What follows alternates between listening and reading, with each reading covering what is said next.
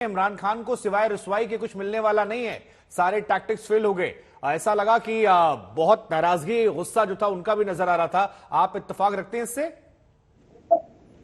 देखिए, इमरान खान साहब जब से उनके खिलाफ वोट ऑफ नो कॉन्फिडेंस आया है, तो इमरान खान साहब की सियासत तो ये थी कि उनको दोबारा रीसिलेक्ट किया जाए एस्टैब्लिशमेंट की तरफ से। एक बात।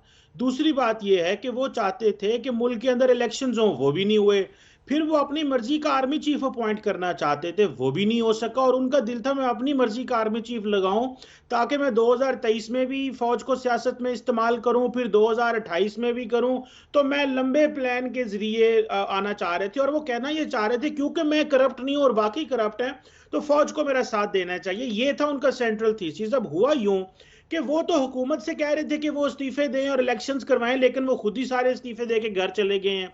अब इस सिचुएशन में जहां पे इमरान खान साहब, और मजे की बात बताऊं इस सारे प्रोसेस में, अगर इमरान खान साहब वाकई ही सीरियस होते तो आज वो कहते कि हम असेंबलियां तोड़ रहे हैं।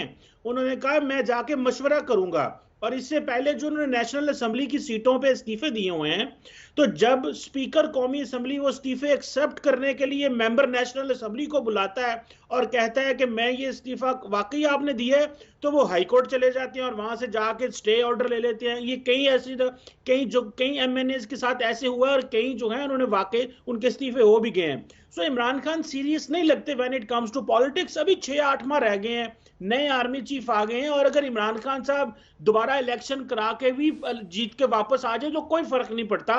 मेरा नहीं ख्याल कि ये हुकूमत और ये मिलिट्री एस्टैब्लिशमेंट इमरान खान के किसी प्रेशर को जो है वो समझती है, और वो समझते हैं कि ठीक है, अगर सियासत करनी है तो आए, असेंबलियों में आए। ये असेंबलियों से बाहर जाना चाहते हैं, मुल्क में गवर्नर राज आ जाएगा, या अगर ऑपोजिशन जहां जहां पे है वो हुकूमत चलाएगी, तो नुकसान तो इमरान खान का है। ये इस्तीफे नहीं देंगे, ये सियासत है। ये सिर्फ एक पीक पे गए हैं, क्योंकि इमरान खान पिछले 1 महीने से अपने लोगों को कह रहे हैं मैं 26 तारीख को ये कर दूंगा, 25 को ये कर दूंगा। जब यहां पे पहुंचे तो देने को कुछ नहीं था, तो उन्होंने, और फिर मजे की बात है कि सर्दियां हैं और वो वहां पे टेंट लगा के बैठे थे उनके लोग शुरू में, लेकिन वो भी नहीं कर सके। सो वो समझ गया मेरे पास रह तो कुछ गया नहीं, तो इस तरह की एक सुरसरी छोड़ के वो चले गए हैं।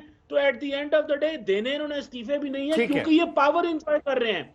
तो ठीक है, हमारे साथ मेरी, ठीक है कमर चीमा साहब आप बने रहिए हमारे साथ। हमारे साथ मेरी सहयोगी गीता मोहन भी जुड़ रही हैं, विदेश मामलों पर लगातार नजर रखती हैं। गीता, कमर चीमा साहब को जितना हमने सुना वो तो, या बाकी जर्नलिस्ट हैं, वो बार बार कह रहे हैं कि इमरान खान पॉलिटिक्स को लेकर सीरियस नहीं है। कोई सवाल आप भी पूछना चाहें तो आप इस माध्यम से पूछ सकती हैं। दो खास मेहमान हैं, फवाद साहब और कमर चीमा जी।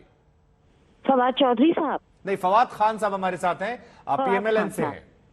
अच्छा, कमर चीमा से पूछना चाहूंगी कि अगर ये सीरियस नहीं है तो ये पॉलिटिकल एंटिक्स जो अभी इमरान खान कर रहे हैं, इसके रिपरकशन जरूर होंगे।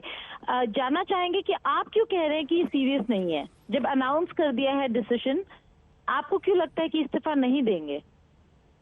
देखिए मैडम, इसमें इंपॉर्टेंट चीज ये है कि जो नेशनल असेंबली में इन्होंने इस्तीफे दिए हैं, आज भी ये तनख्वाहें ले रहे हैं। आज भी इन्होंने जो मिनिस्टर्स हाउसेज हैं ऑक्यूपाई किए हुए हैं, एमएनएस लॉजेस ऑक्यूपाई किए हुए हैं। तो ये तो बेसिकली सिर्फ पार्लियामेंट से बाहर है, पॉक्स प्रिविलेजेस तो ले रहे हैं। और दूसरी बात ये है कि ये खैबर पख्तूनख्वा और पंजाब से अगर ये इस्तीफे दे भी देते हैं फॉर इंस्टेंस, तो जो ये पावर और जो असर वसूख एंजॉय कर रहे थे, ये तो बिल्कुल सड़कों पे आ जाएंगे।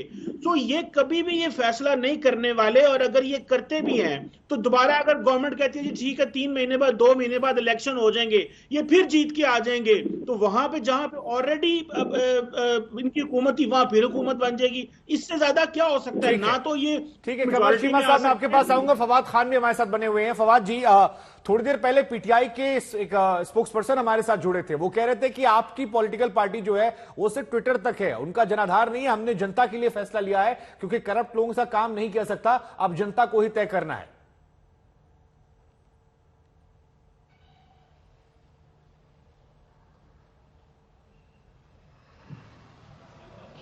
मुझसे पूछ रहे हैं आप? जी जी, फवाद खान साहब आपसे।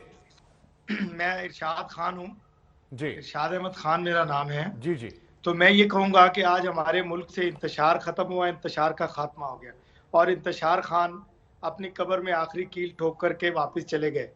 तो जो कुछ ये कर रहे हैं, जो कुछ ये इन्होंने किया, उसको अवाम ने भी भुगता, हमारे मुल्क ने भी भुगता। इंशाअल्लाह अब हमारे मुल्क में खुशहाली भी आएगी, अमन भी होगा, शांति भी होगी। दूसरी बात आप इस्तीफों की कर रहे हैं, इस्तीफे ना इन्होंने पहले असेंबली से दिए, वो भी एक फ्रॉड किया। और जो ये अभी बात की, मैं समझता हूँ कि इनके जितने भी MPs हैं सर, एक बहुत assemblies छोटा के, सा मेरा जवाब ख्याल है सर, कि ये पाकिस्तान क्या अनस्टेबल इससे हो जाएगा? क्योंकि समय नहीं मेरे पास। इनकी वजह से बहुत सारा इंतशार था हमारे मुल्क में, बड़ी परेशानी थी। शहरों के शहर बंद थे, स्कूल बंद थे, कॉलेज बंद थे, यूनिवर्सिटीज बंद थी, परेशान थे लोग, पाकिस्तानी जी, जितने भी जी। लोग थे। स्पेशली जो तालीम का नुकसान हो रहा था, जो बिजनेस वालों का नुकसान हो रहा था, वो ठीक है। अनबिलीवेबल था। लेकिन ठीक चूंकि है इरशाद जी, आज समय मेरे पास नहीं है, इसलिए माफी साथ आपसे रुकना चाहूंगा। आप कमर चीमा जी, आपका भी शुक्रिया। कुल मिलाकर एक बड़ा फैसला पाकिस्तान को लेकर और भारत भी इस पर नजर बनाए हुए है।